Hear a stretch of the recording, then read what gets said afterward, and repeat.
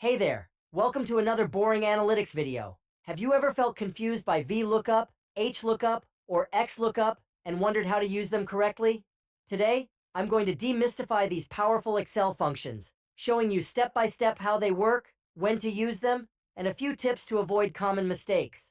By the end of this video, you'll be a lookup pro, whether you're managing simple data or complex spreadsheets. As always, you have the sample file in the video description to follow along. So, let's dive in. Alright, before we get into how each function works, let's take a look at the data we'll be working with. This table includes employee ID, employee name, department, and salary. We're going to use this data to demonstrate how VLOOKUP, HLOOKUP, and XLOOKUP work.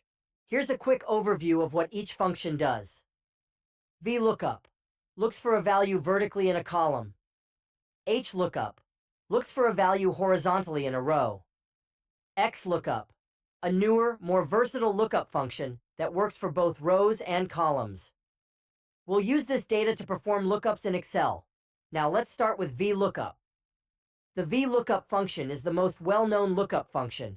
It searches vertically down a column to find a value in the leftmost column and returns a value in the same row from a different column.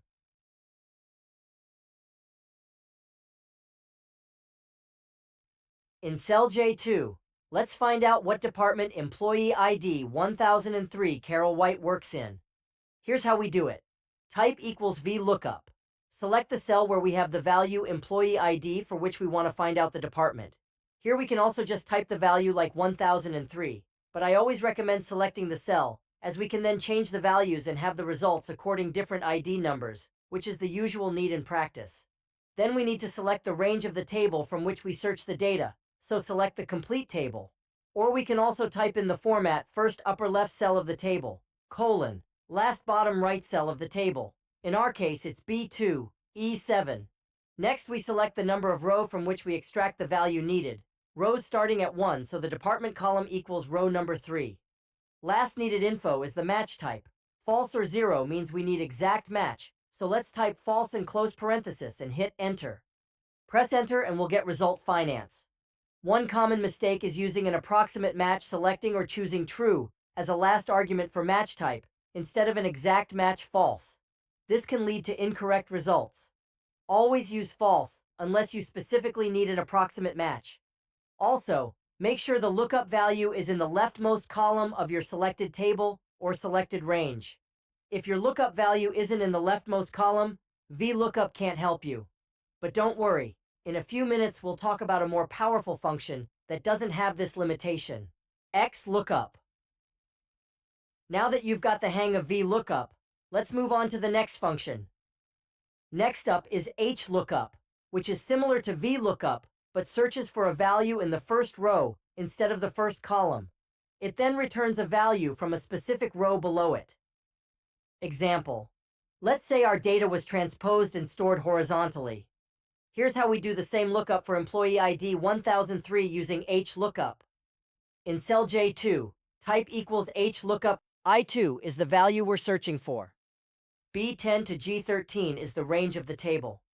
3 is the row number. Department is in the third row. False for exact match.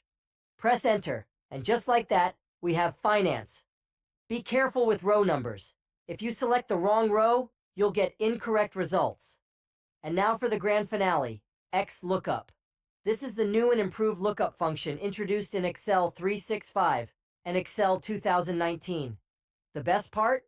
It's more flexible than both VLOOKUP and HLOOKUP, allowing you to search in any direction, vertically or horizontally, without worrying about column or row limitations. Example.